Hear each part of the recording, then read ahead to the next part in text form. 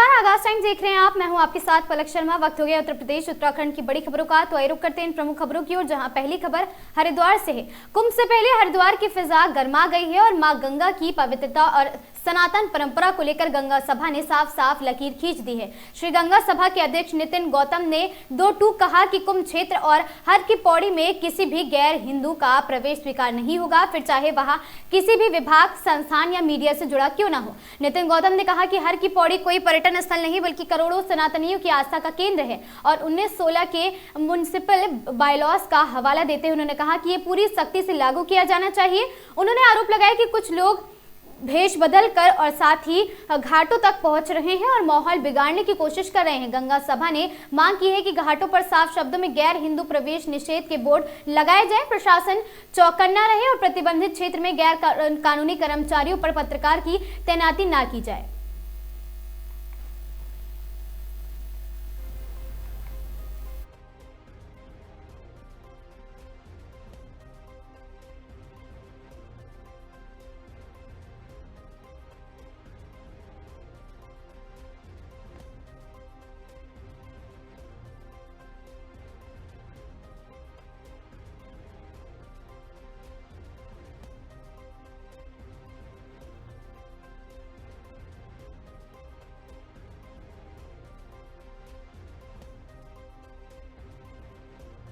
मैं कह रहा हूं कि यदि हम अहिंदू का प्रवेश निषेध कराने की बात कर रहे हैं तो निश्चित रूप से वह किसी भी संस्थान का हो, इससे हमें कोई लेना देना नहीं है। किसी भी संस्थान का हो, किसी सरकारी महकमे का हो, कोई भी व्यक्ति उस क्षेत्र में प्रवेश ना करे। मैं यह सबसे अपील करता हूं, क्योंकि हमारे लिए सनातन सर्वोपरि है, माँ गंगा की धार्मिक अस्मिता सर्वोपरि है, हमारे लिए हर की पौड़ी की व्यवस्था सर्वोपरि है। 1916 का जो म्युनिसिपल बायलॉ जो हमारी भावनाओं को आधार पर बनाया गया, वह संविधानिक जो हमारा अधिकार है वह सर्वोपरि है। मैं उसके लिए कह रहा हूं कि वहां पर कोई भी अहिंदू प्रवेश ना करे। मैं तो कहता हूं कि जिस प्रकार की कल घटना घटी कि हिंदू लड़के कुछ मुस्लिम कपड़े पहन करके उस क्षेत्र में प्रवेश कर गए, उन्होंने माहौल खराब करने का प्रयास करा। मैं कहता हूं इस प्रकार की घटना, इस प्रकार की वातावरण भी खत्म हो जाएगा।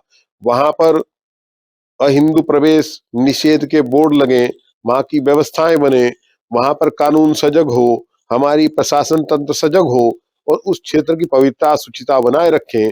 इसके लिए मैं सभी सनातनियों से, सभी से अपील करता हूं कि निश्चित रूप से यह क्षेत्र सुरक्षित संरक्षित क्षेत्र है। यह केवल हिंदुओं के लिए है। जिनकी हिंदू धर्म में आस्था नहीं है वो कृपया इस क्षेत्र में ना आए। लगभग सभी सरकारी अधिकारियों से, प्रशासनिक अधिकारियों से मेरी बात हुई और उनसे मैंने अपील यही करी है कि कोई भी गैर हिंदू, उनका अधीनस्थ कर्मचारी भी इस क्षेत्र में ना आए, और उन्होंने शहर से इस बात को स्वीकार किया है। मैं तो मीडिया के लिए भी कह रहा हूं, मैं जिला सूचना अधिकारी को भी इस बात के लिए कहूंगा, मैं बात करता हूं उनसे भी, कि वहां पर हमारे मीडिया बंधु जो हैं, जो अहिंदू हैं, जो गैर हिंदू हैं, वो भी किसी प्रकार प्रवेश ना करें। निश्चित रूप से लगाएंगे, क्यों नहीं लगाएंगे। हरिद्वार की कोतवाली रानीपुर पुलिस ने शातिर ठग को किया गिरफ्तार। आरोपी के खिलाफ जमीन खरीद फरोख्त के नाम पर धोखाधड़ी के कई मुकदमे दर्ज है। रानीपुर और ज्वालापुर थानों में लाखों रुपए हड़पने के चल रहे केस। चेक बाउंस के मामले में भी कोर्ट से आरोपी वांछित था। मुखबिर सूचना पर उसके घर से पुलिस ने लिया हिरासत में। आरोपी 40 वर्षीय संजय कुमार रानीपुर कोतवाली के टेहरी विस्थापित कॉलोनी का निवासी है। रानीपुर कोतवाली में 14 लाख की धोखाधड़ी, मारपीट और धमकी का आरोप है। रानीपुर कोतवाली समेत ज्वालापुर कोतवाली में भी कई मामले दर्ज है। आरोपी लंबे समय से चल रहा था फरार, अब न्यायिक हिरासत में है।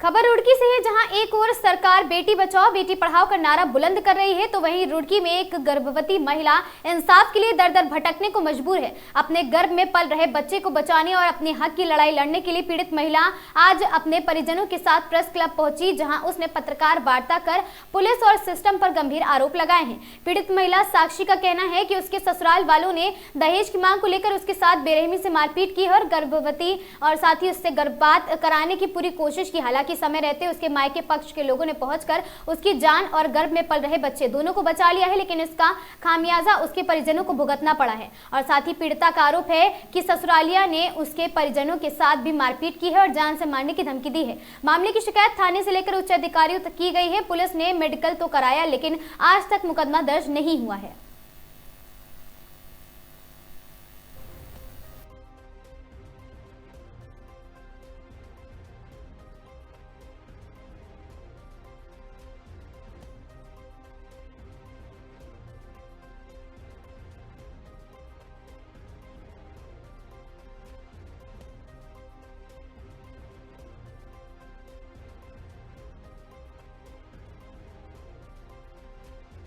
तेज उत्पीड़न का मामला है और गर्भपात करवाने के लिए बोल रहे थे। और जब से हुआ है मतलब मार पिटाई की, धक्का मुक्की की थी और ज्वेलरी तक उतार ली मेरी, यहाँ तक कि जो मेरे गले मंगलसूत्र था वो भी उतरवा लिया उन्होंने वहां से।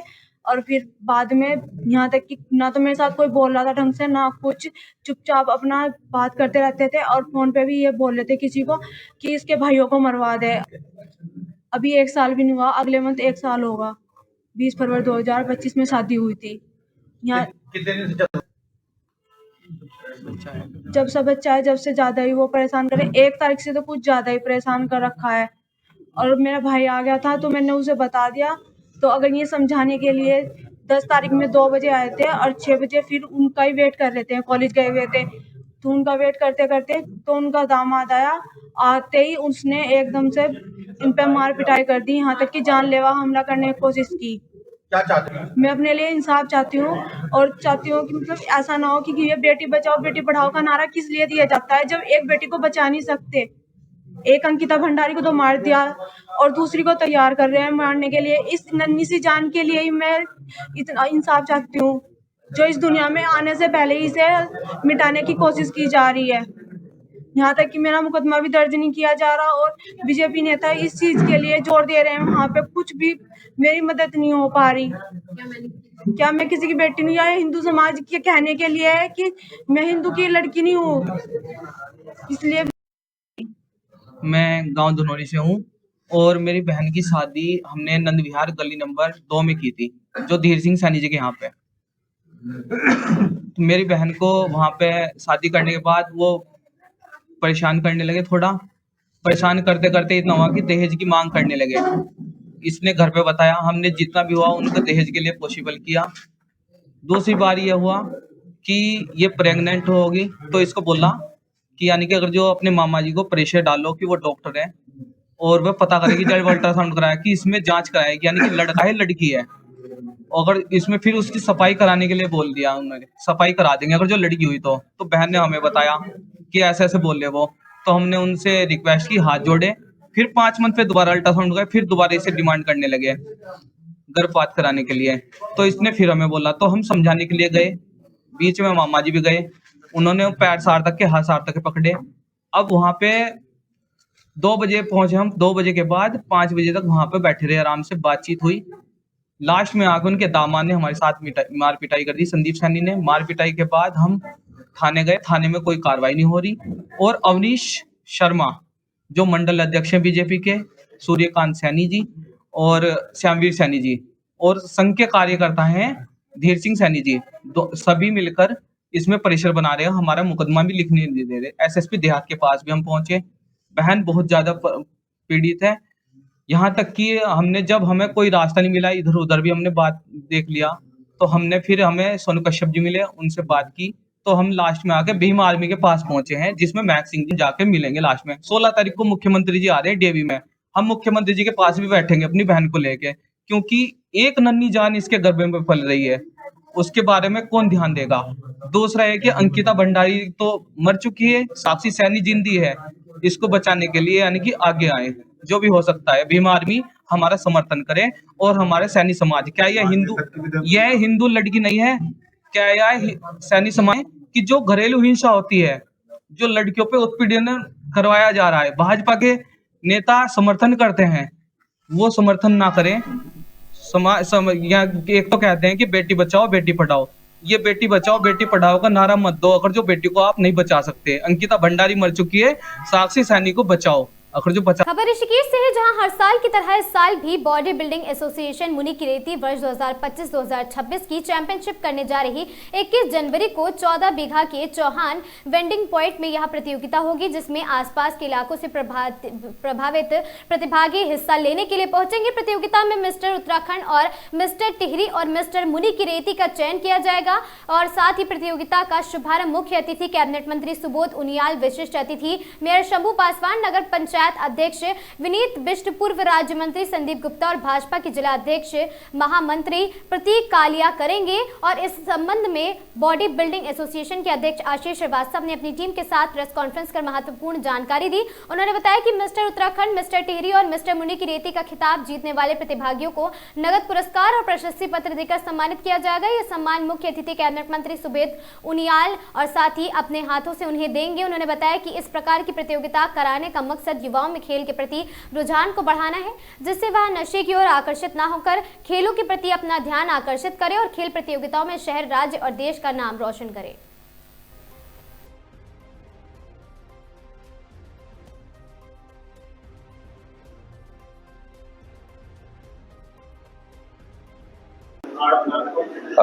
ये जो प्रतियोगिता है ये चौथी बार हम लोग कराने जा रहे हैं।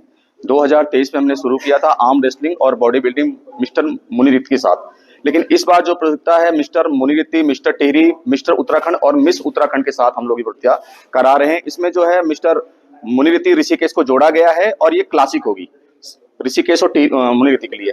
जो टिहरी होगा वो 55 प्लस से लेके 85 तक कैटेगरी के हिसाब से प्रतियोगिता में बच्चों को चुना जाएगा और प्रति कैटेगरी प्रतियोगिता को उसमें इनाम भी रखा गया है। फर्स्ट को जो है हमने 11,000 रुपए, मिस्टर टिहरी में 5100 और 3100 रुपए, मिस्टर उत्तराखंड में वो भी कैटेगरी के हिसाब से होगा, उसमें कैटेगरी वालों को इनाम रखा गया है।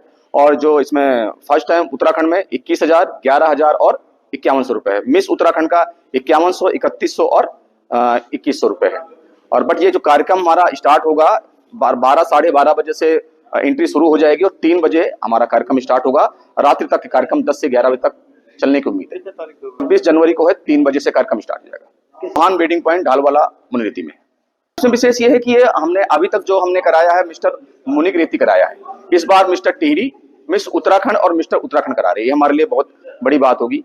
अभी तक ये कार्यक्रम हमारे मुनिरिति क्षेत्र में हुआ नहीं है। जो है लगभग 100 से 150 लेके चल रहे हैं। बड़ी खबर ऋषिकेश से है, जहां एक भीषण सड़क हादसा हुआ और ये सड़क हादसा हरिद्वार रोड पर काली के ढाल के समीप हुआ है। इस हादसे में कार चालक की जान जाते जाते बची है। ऋषिकेश कोतवाली पुलिस के मुताबिक 14 जनवरी की शाम करीब 7 बजे हरिद्वार की ओर जा रही जम्मू कश्मीर नंबर की एक कार फुटपाथ पर खड़े ट्रक के पीछे जा टकराई। हादसे की आवाज इतनी तेज हुई कि आसपास खड़े लोग घबरा गए। कुछ पल रुकने के बाद खुद को संभालते हुए लोग घटनास्थल पर पहुंचे। लोगों ने देखा कि कार के कंडक्टर साइड का हिस्सा ट्रक के पीछे टकराने से बुरी तरीके से क्षतिग्रस्त हो गए और गनीमत यह रही कि चालक को मौत छूकर निकल गई।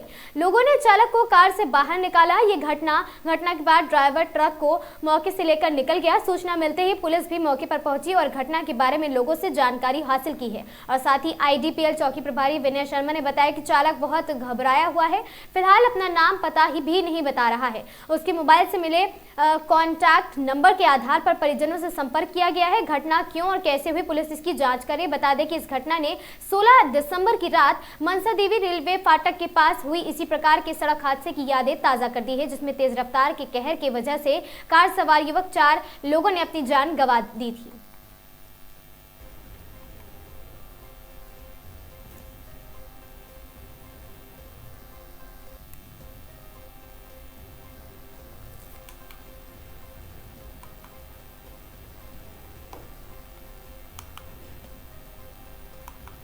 खबर सितारगंज से है, जहां उधम सिंह नगर के पूर्व जिला पंचायत अध्यक्ष ईश्वरी प्रसाद गंगवार ने अपने जिला पंचायत क्षेत्र शहर दौरा में एक कार्यक्रम के दौरान ग्राम प्रधान सहित दर्जनों क्षेत्र के जिम्मेदार लोगों को भाजपा की सदस्यता दिलाई है। कार्यक्रम के दौरान वक्ताओं ने कहा कि हम गंगवार परिवार के साथ हैं, गंगवार परिवार जहां कहेगा हम वहां खड़े हैं। लंबे चल रहे मतभेदों के बाद अब गंगवार को बहुगुणा परिवार एक साथ ग्रामीणों को जहां जो गलती हमसे पिछले चुनावों में हुई है इस बार नहीं होगी। गंगवार परिवार के कहने पर सौरभ बहुगुणा को चुनाव लड़ाया जाएगा। और पूर्व जिला पंचायत अध्यक्ष ईश्वरी प्रसाद गंगवार ने कहा कि बहुगुणा परिवार और हम पहले भी एक साथ बिचौलियों द्वारा मतभेद कर दिए गए थे। आज हम फिर एक साथ हैं और आने वाले चुनाव में भाजपा के लिए टीम तैयार है।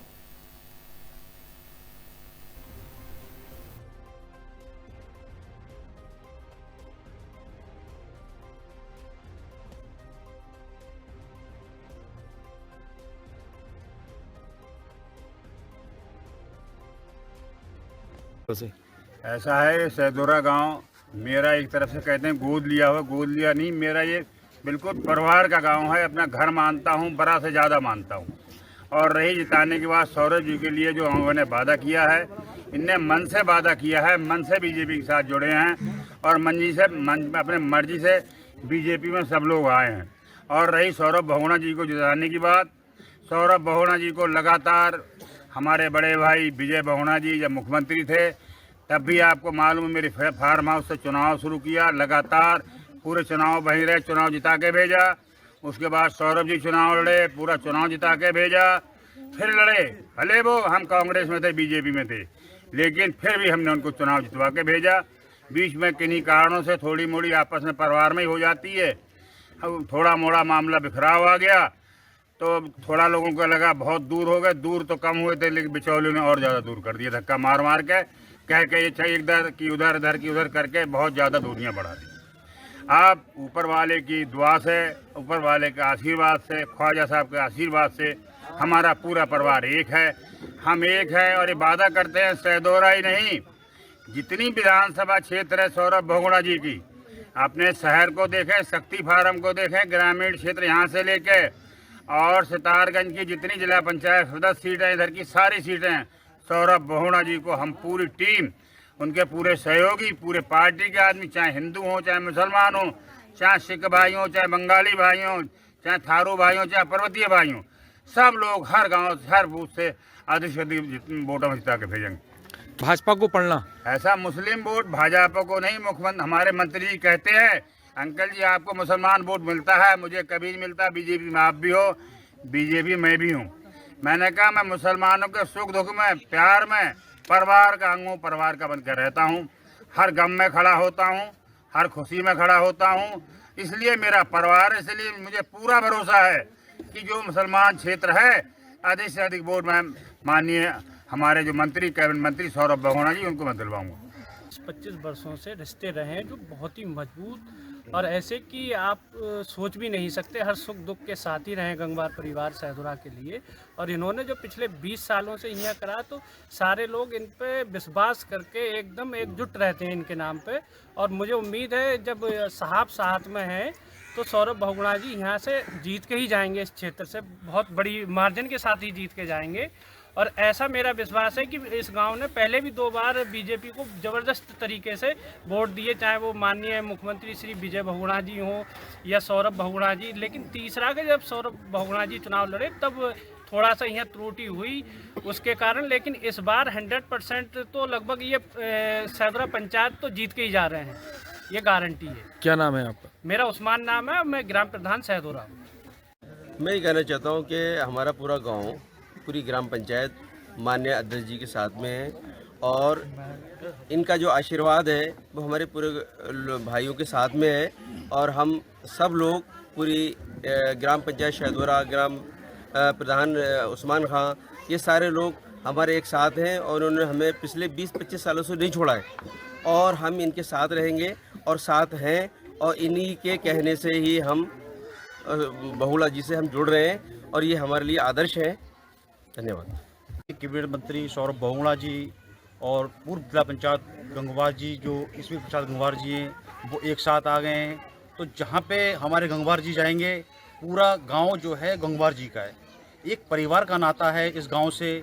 इस गांव में बारा में वो कम रहते हैं और शहदोरा में ज़्यादा रहते हैं। दिन हो रात हो, कभी भी अगर कोई फिक्र होती है तो उनको सबसे ज़्यादा शहदोरा की फिक्र होती है और वो सबके साथ है।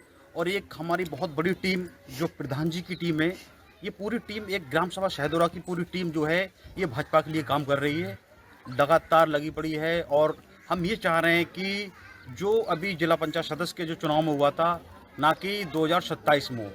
क्योंकि अगर हमारे नेता का सर कहीं झुकेगा तो सबसे पहले सर हमारा झुकेगा। तो हम ये चाह रहे हैं कि हमारे यहाँ से हम 90% के लगभग यहाँ से वोट देके और अध्यक्ष जी का मान सम्मान यहाँ से बढ़ा कर भेजेंगे।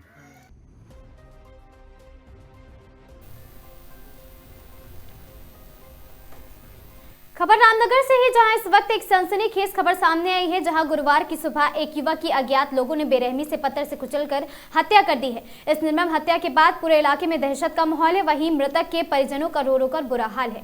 सूचना मिलते ही पुलिस मौके पर पहुंची और जांच शुरू कर दी गई है। मामला रामनगर कोतवाली क्षेत्र के मोहल्ला गुलर घट्टी का है, जहाँ भगवान दास की चक्की के पीछे सिंचाई नहर के किनारे गुरुदेव सुबह एक युवक का खून से लथपथ शव मिलने से हड़कंप मच गया। स्थानीय लोगों ने इसकी सूचना तुरंत कोतवाली पुलिस को दी। सूचना मिलते ही कोतवाली सुशील कुमार पुलिस दलबल के साथ मौके पर पहुंचे और शव की शिनाख्त कराई गई है। मृतक की पहचान समीर उर्फ लक्की 18 वर्षीय निवासी आदर्श नगर कॉलोनी के रूप में हुई है। घटना की जानकारी मिलते ही मृतक के परिजन भी मौके पर पहुंचे और मृतक के बड़े भाई इमरान ने बताया कि समीर बुधवार शाम करीब 7 बजे घर से निकला था, लेकिन देर रात तक वापस नहीं लौटा। परिजनों ने उसकी काफी तलाश की, मगर कोई सुराग नहीं मिला है। मौके पर फोरेंसिक टीम भी पहुंची है और साक्ष्य एकत्रित किए जा रहे हैं। पुलिस का कहना है कि सभी पहलुओं को ध्यान में रखकर जांच की जाएगी और जल्द ही आरोपियों की गिरफ्तारी भी की जाएगी।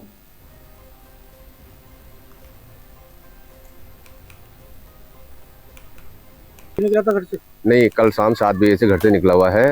रात नहीं पहुंचने पर फिर हमने देखा तो मुझे सूचना मिली, मतलब घर परिवार के बारे में सूचना मिली कि ऐसे से बात हुई। तो हमने आके यहाँ देखा तो पूरा चेहरा बिगड़ा हुआ है, ऐसा लगा जैसे पत्थरों से इसे मारा है और अज्ञात लोगों के कारण मुझे लगता है कि इसकी हत्या की गई है।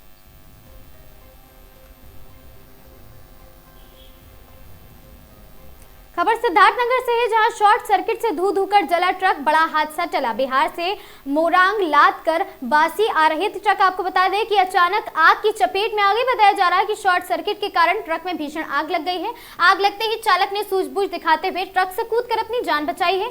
घटना बीती रात की बताई जा रही। सूचना मिलते ही खेसराहा थाना पुलिस और फायर ब्रिगेड की टीम मौके पर पहुंची और कड़ी मशक्कत के बाद आग पर काबू पाया गया है। हादसे में ट्रक पूरी तरह जलकर खाक हो गया। हालांकि किसी के हताहत होने की कोई भी सूचना अभी नहीं मिली है।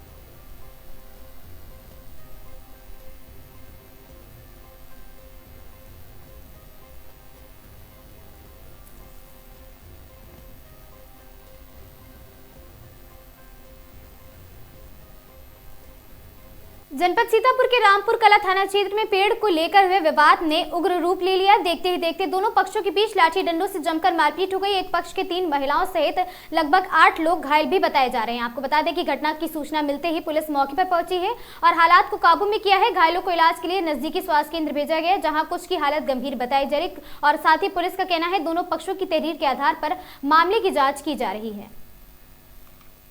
खेत जो होती है उसकी मेड़, जैसे खेत आपका है हमारा, तो मेड़ पर लगा था, वो लगाया किसी का नहीं, ना हमारा ना उनका, तो वो आंधी में लौट गया था जैसे, तो उसके खेत में गिर गया, दूसरे के विपक्ष के खेत में। हमने कहा कि ऐसा है, खेत तुम्हारे हैं भाई, अगर तुम्हें लिट्टिस गिरी तो वो लिट्टिस हमने काट लिया, हमारे में गिरी तो पेड़ था हमारे में, ठेकेदार को वो भी करने लगे पेड़ इसका, लेकिन वो हमारा है। तो हमने कहा भाई पर समझौता 4 आदमी को बुला लो, किसको कहा उसको काट लो। फिर क्या हुआ? तो बाद में हमने काटने गए, हमसे घर काट लियो, घर काट लियो, हमका खेत जोताना। जब हम लोग आ रहे हैं लेकर के खेत गए, तब वहाँ पर पहुँच गए, गालियाँ देने लगे, ये पेड़ नहीं कटेगा, इसका जबरदस्ती है, ये देहाती गाली चलते हैं, गाली बकने लगे। गालियों का विरोध आपने किया? तो हमका पेड़ नहीं कटेगा। तो हमने आरा को लेकर के के वापस चले गए। खबर सीतापुर से है, जहां सराय नदी पर बना लकड़ी का पुल टूटा है। पुल टूटने से नदी में गिरे 4 ग्रामीण नाविकों ने सभी को सुरक्षित निकाला। लकड़ी से बनाया गया था अस्थायी पुल। कई गांव के ग्रामीणों ने बनाया था पुल। जनपद के मछरेटा थाना क्षेत्र के हरैया धाम का पूरा मामला।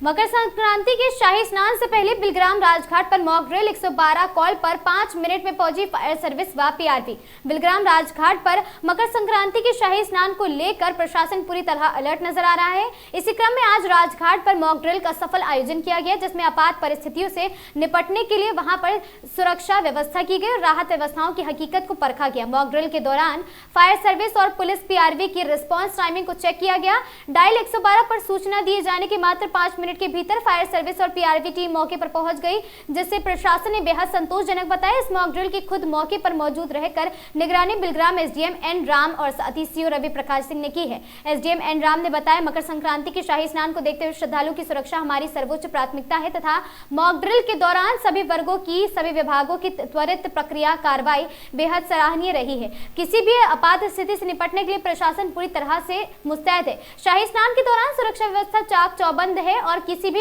स्थिति से सख्ती से निपटा जा सकेगा।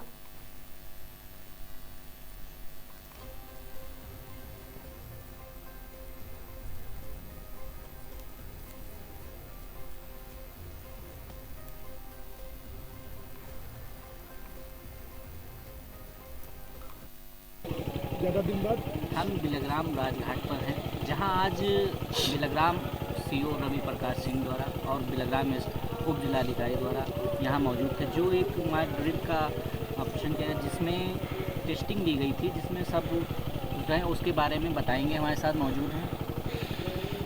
आज टेस्टिंग की गई क्या? थाना बिलग्राम क्षेत्र अंतर्गत राजघाट पे रामनगरिया मेला चल रहा है। इसी क्रम में कल मकर संक्रांति का स्नान है। इसके मद्देनज़र आज उप जिलाधिकारी बिलग्राम और मैं क्षेत्राधिकारी बिलग्राम आज मेले की प्रिपेयरनेस हम लोग चेक कर रहे थे और इसी क्रम में आज यहाँ पे फायर सर्विस की मॉक ड्रिल की गई ताकि उनकी तैयारियाँ कैसी है और कितने समय में वो मौके पे पहुँच पा रहे हैं। इसके लिए 112 के माध्यम से उनकी सेवा को चेक किया गया, तो उनकी प्रिपेयरनेस काफ़ी अच्छी है और रिस्पांस टाइम 5 मिनट से भी कम है, जो बेहतर है और सारी तैयारियां यहाँ ठीक है। कल सुबह यहाँ पे स्नान प्रारंभ होगा। सिविल कोर्ट मऊ केवल एक कार्यस्थल नहीं बल्कि हमारी पहचान, सम्मान और अधिकारों का केंद्र है। इस गरिमामय संस्थान को और अधिक सशक्त, संगठित एवं न्यायप्रिय बनाने के उद्देश्य से अध्यक्ष पद अधिवक्ताओं का समर्थन मांग रहे हैं। और साथ ही अपने संबोधन में कहा कि एक बार की शक्ति एकता, पारदर्शिता और निष्पक्ष नेतृत्व में निहित है। मैंने सदैव अधिवक्ता हितों को सर्वोपरि रखा है और आगे भी भेदभाव बिना पक्षपात और संपूर्ण के साथ समर्पण के साथ कार्य करने के लिए प्रतिबद्ध हूं। और कहा कि एक बार प्रशासन की बीच संतुलन व सशक्त संवाद और अधिवक्ता की समस्याओं को अपनी समस्या समझकर समाधान करना है। अधिवक्ता मोहम्मद अंसारी ने कहा, शमशुल हसन जाट बिरादरी धर्म ऊपर उठकर केवल और केवल अधिवक्ता सहित के लिए कार्य करते हैं और साथ ही अध्यक्ष जी के लिए अधिवक्ता हित सर्वोपरि भी है।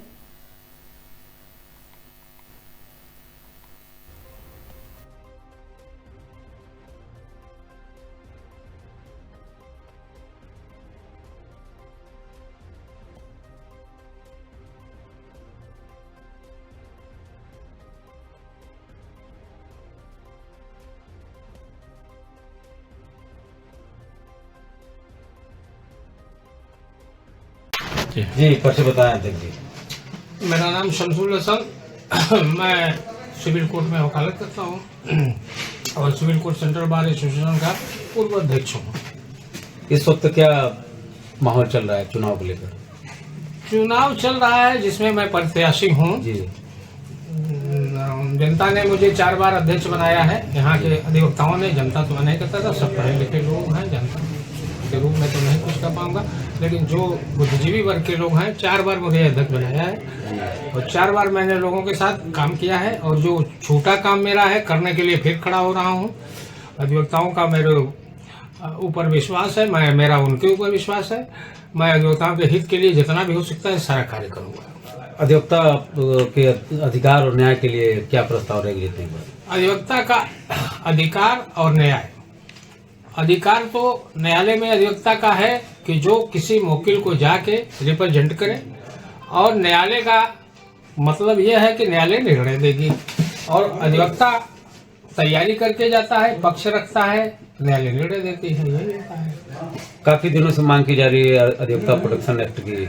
हाँ, तो सरकार उस पर विचार कर रही है, वहाँ पर मामला पेंडिंग है, चल रहा है, और उसकी लड़ाई लड़ी जा रही है और आगे भी लड़ी जाएगी। सरकार को संदेश इसका दिया जाएगा कि ये मांग मान ली जाए और एक्ट बना दिया जाए। नए अधिवक्ताओं के लिए क्या? नए अधिवक्ताओं के लिए जो कुछ भी उनके हित में हो सकता है बेहतर वो करेंगे हम। में जो हमारे अध्यक्ष हैं उनका बहुत ही सरल स्वभाव रहा है, और ये बहुत ही बेहतरीन अध्यक्ष हैं अधिवक्ताओं के प्रति और तमाम लोगों के प्रति। इनका बहुत ही विनम्र सरल स्वभाव रहा है, और सभी लोगों से ये प्यार करते हैं और सबके साथ समन्वय स्थापित करके ये चलते हैं। ये बहुत ही खुशी की बात है कि हमारे गार्जियन स्वरूप है, हमारे हम जैसे नए लोगों को और अवसर मिलेगा, इनका आशीर्वाद मिलेगा, और ये अनुभवी हैं। इन्होंने बहुत ही कई मर्तबा इनका जीतने का सौभाग्य मिला है, और ये तमाम छोटे बड़े काम भी किए हैं, दीवानी से लेकर और तमाम सामाजिक कार्य में ये लगे रहते हैं, कार्य किए हैं। बहुत खुशी की बात है। या हम सबको और आने वाले अधिवक्ताओं को आने वाले परसों जो चुनाव है, इस पर तमाम लोगों से अपील है, गुजारिश है कि ज़्यादा से ज़्यादा भारी मतों से वोट देकर विजयी बनाएं, ताकि अधिवक्ताओं का और तेजी से विकास हो, काम, और भी जो न्यायालय में जो भी समस्या है उस समस्याओं पे काम होगा। खबर मुरादाबाद से है, जहां मुरादाबाद में एक वायरल वीडियो को लेकर हंगामा खड़ा हो गया। ये वीडियो एक कोचिंग सेंटर के बाहर का बताया जा रहा। वीडियो में एक हिंदू छात्रा को लेकर आरोप सामने आए हैं। कुछ छात्राओं ने उस पर जबरन बुर्का पहनने की कोशिश उसे की है, और साथ ही आपको बता दें घटना का वीडियो सोशल मीडिया पर तेजी से वायरल होने के बाद स्थानीय लोगों में नाराजगी देखी जा रही। सूचना मिलते ही प्रशासन हरकत में आया। एसडीएम ने पूरे मामले की जाँच के आदेश दे दिए, और साथ ही प्रशासन का कहना है कि जाँच के बाद ही पूरे मामले की वास्तविक स्थिति साफ हो पाएगी।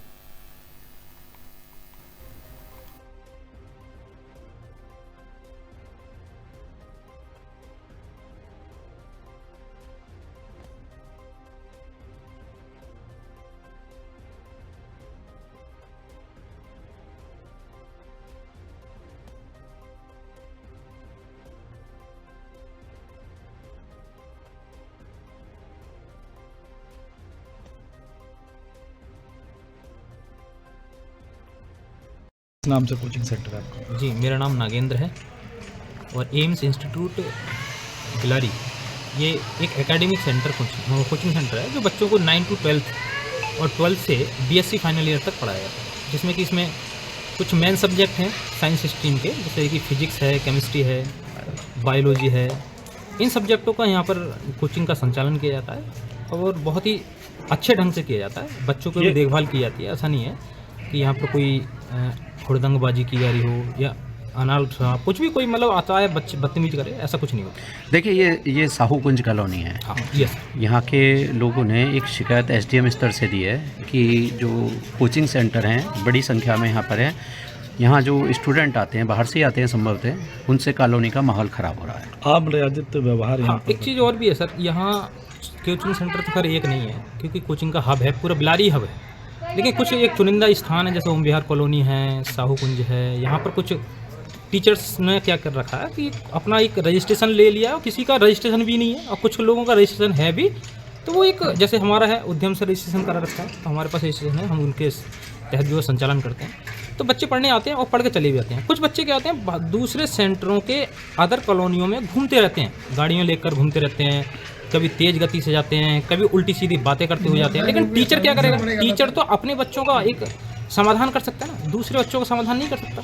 तो इसमें यही एक कदम उठाया जा सकता है कि एक ऐसा रूल या फिर रेवोल्यूशन बनाया जाए एसडीएम के द्वारा या फिर कोई तहसील अधिकारी के द्वारा, जो कि टीचरों के लिए भी फ़ायदेमंद हो, और आने वाले मतलब जो बच्चे हैं, पढ़ने वाले बच्चे, उनके लिए भी फ़ायदेमंद हो, और जो कॉलोनी में जो सामाजिक लोग हैं उनको समस्या ना हो, कोई दिक्कत ना हो, ऐसा कोई रूल बनाया जाए। यहाँ की एक वीडियो भी सामने आई है जिसमें कुछ मुस्लिम लड़कियां जो है वो बुर्का पहने हुए हैं और एक हिंदू लड़की को जो है वो इसके संबंध में आपको बताऊं, ये हमारे संज्ञान में नहीं आया था। वैसे कुछ लोग आए थे पूछने के लिए, लेकिन वो हमारा सेंटर का मामला नहीं था।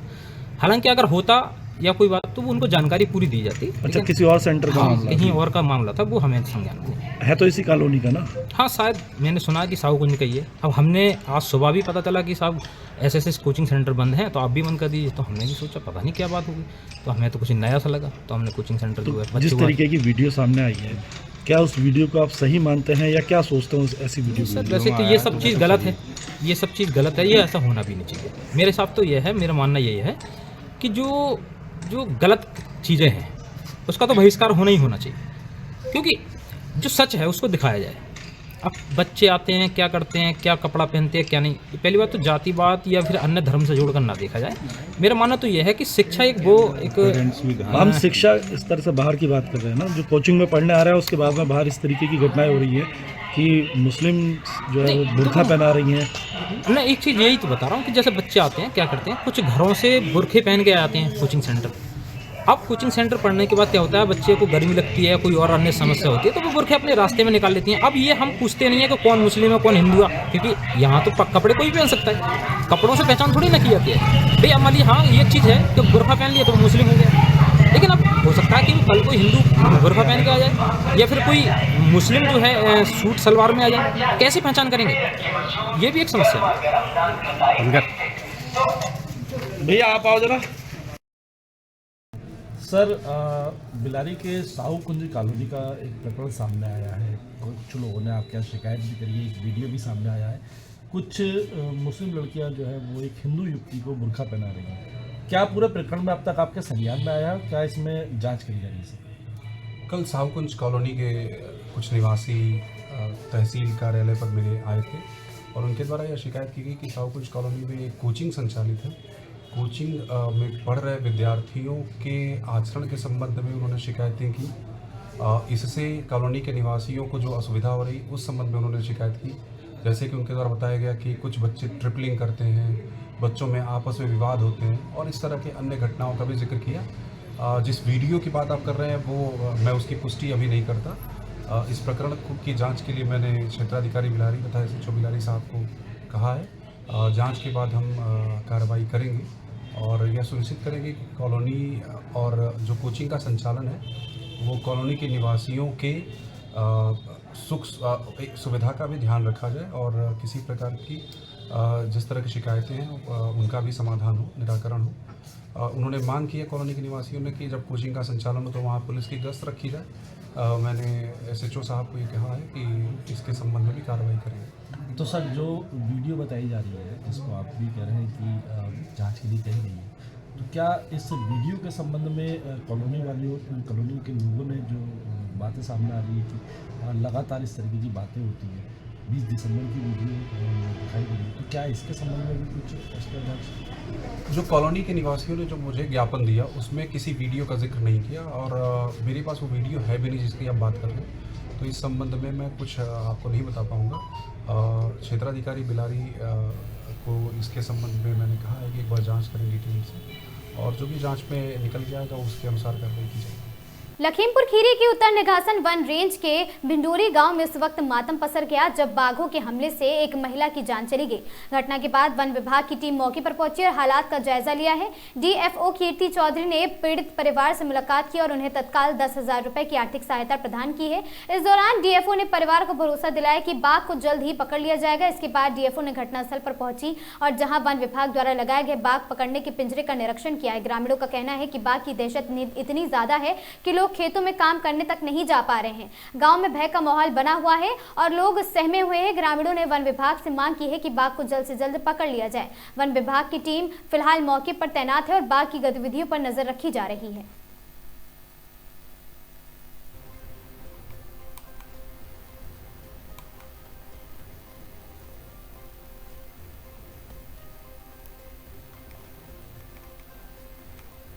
रोहतास जिलाधिकारी उदिता सिंह द्वारा नसीरगंज प्रखंड कार्यालय के निरीक्षण के दौरान दिए गए निर्देशों का पालन सुनिश्चित करने के लिए सभी संबंधित पदाधिकारियों को निर्देशित किया गया। निरीक्षण के दौरान मिली समस्याओं का समाधान जल्द से जल्द कराने के निर्देश दिए गए और साथ ही फार्मर रजिस्ट्री विशेष शिविर 17 से 21 जनवरी 2026 तक आयोजित किया जाएगा, जिसमें सभी किसान अपनी फार्मर रजिस्ट्री ID बनवा सकते हैं। इसमें उन्हें सरकारी योजनाओं का लाभ सीधे मिलेगा। सभी पदाधिकारी जनहित कार्य में करने के लिए प्रतिबद्ध हैं।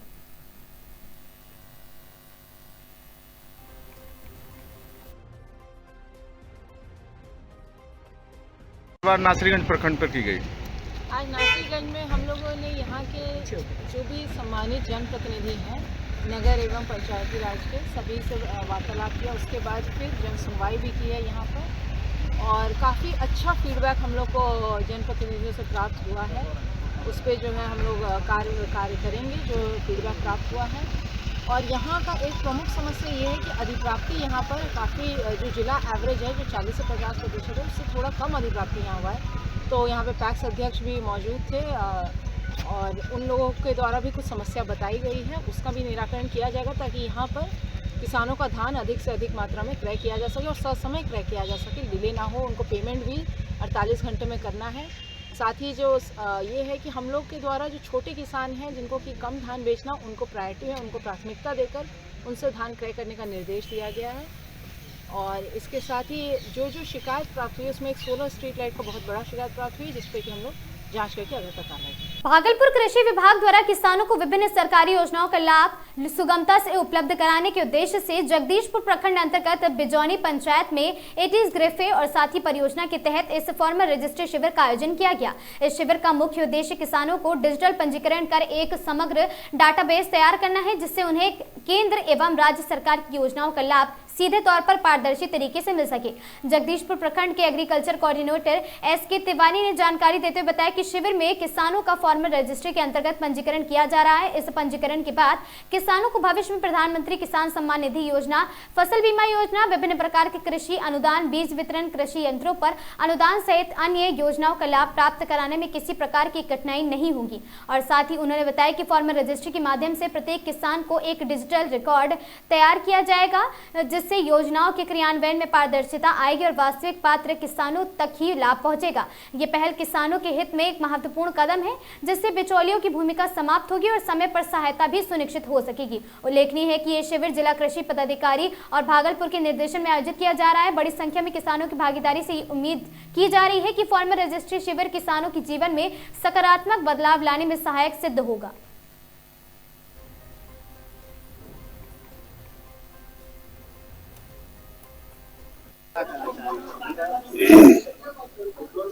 मैं SK तिवारी, एग्रीकल्चर कोऑर्डिनेटर, प्रखंड जगदीशपुर।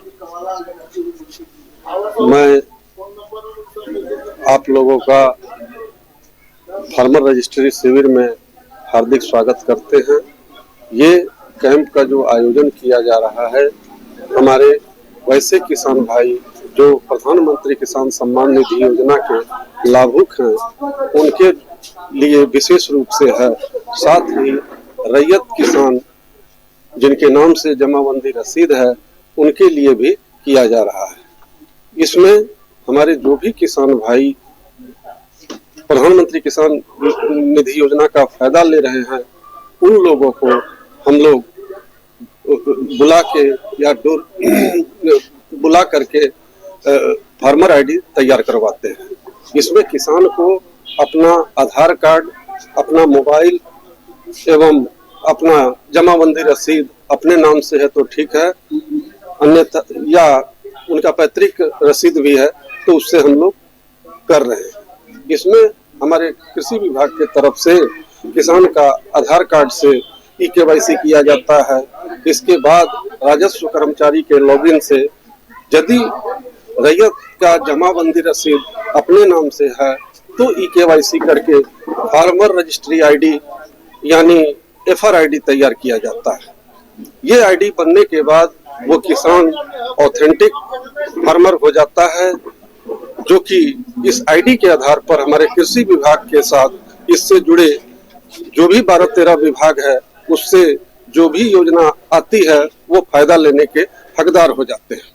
प्रधानमंत्री किसान सम्मान निधि योजना के अलावे वैसे किसान जिनके नाम से जमाबंदी रसीद है, वे बैंक में कहीं भी सरकारी गवर्नमेंट जॉब कर रहे हैं या बड़े बिजनेसमैन इनकम टैक्स पेई है या सर्विस से रिटायर पेंशनर है, तो वो अपना जमाबंदी रसीद के आधार पर यहाँ आकर FRID तैयार कर लेंगे।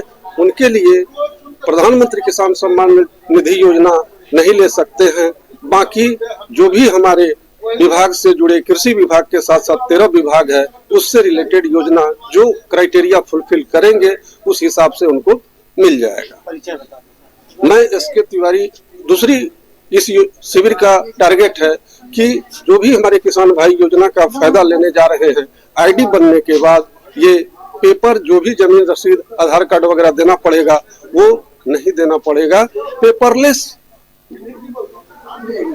वर्क की तरफ इसका लक्ष्य है। मैं SK तिवारी, एग्रीकल्चर कोऑर्डिनेटर, प्रखंड जगदीशपुर। भागलपुर जगदीशपुर प्रखंड अंतर्गत बैजानी पंचायत में सरकारी योजना के तहत प्रस्तावित विवाह मंडप के निर्माण को लेकर प्रखंड विकास पदाधिकारी अमित कुमार ने स्थल निरीक्षण किया। निरीक्षण का मुख्य उद्देश्य यह आकलन करना था कि पंचायत द्वारा चिन्हित की गई भूमि विवाह मंडप निर्माण के लिए तकनीकी और व्यावहारिक रूप से उपयुक्त है या नहीं। निरीक्षण के दौरान BDO अमित कुमार ने पंचायत क्षेत्र का भ्रमण कर उस स्थल का गहन जायजा लिया जहाँ विवाह मंडप बनाए जाने का प्रस्ताव है। उन्होंने भूमि को उपलब्ध सफलता, पहुंच मार्ग, जल निकास की स्थिति और आसपास मौजूद बुनियादी सुविधाओं का निरीक्षण किया। BDO ने कहा कि निर्माण में पूर्व इन सभी पहलुओं का मूल्यांकन आवश्यक है ताकि भविष्य में किसी प्रकार की समस्या उत्पन्न न हो और सरकारी राशि का समुचित उपयोग भी हो सके। मुखिया ने BDO को पंचायत की ओर से चिन्हित भूमि की विस्तृत जानकारी दी और बताया कि स्थान पंचायत के अधिकांश लोगों के लिए सुलभ है। वहीं ग्रामीणों ने भी विवाह मंडप निर्माण को लेकर अपनी राय और सुझाव साझा किए। BDO अमित कुमार ने ग्रामीणों को आश्वस्त किया कि स्थल की उपायुक्त से संबंधित रिपोर्ट तैयार कर उच्च अधिकारियों को भेजा जाएगा।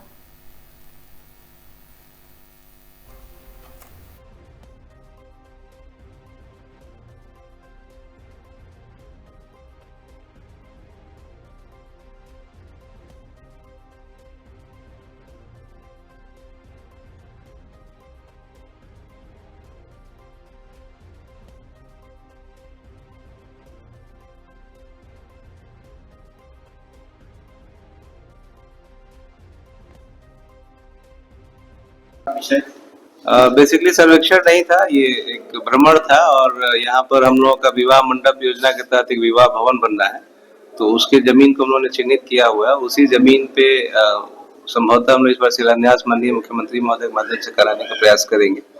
तो उस जमीन को ही हम लोग आज देखने आए थे कि वो जमीन उपयुक्त है अथवा नहीं है। तो वो एक वो था। दूसरा हमारा KYC और FR का कैंप यहाँ पे लगा हुआ है, जैसे आप लोग सभी अवगत हैं। तो उसकी प्रगति भी और उसमें कोई समस्या तो नहीं आ रही, वो सही ढंग से हो रहा है कि नहीं, और वो भी देखना था। और साथ ही चूंकि एक ही परिसर में स्कूल और आंगनबाड़ी केंद्र, हमारा एक आदर्श विद्यालय के लिए प्रपोज हमारा एक स्कूल है पंचानंद, जहाँ हम लोगों ने उसका प्रस्ताव भी भेजा हुआ।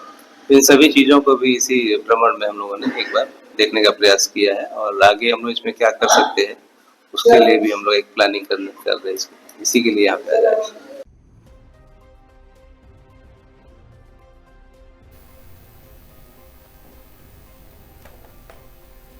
इन खबरों में आज के लिए बस इतना ही। ऐसी खबरों से लगातार जुड़े रहने के लिए बने रहें हमारे साथ और देखते रहें आगाज टाइम्स।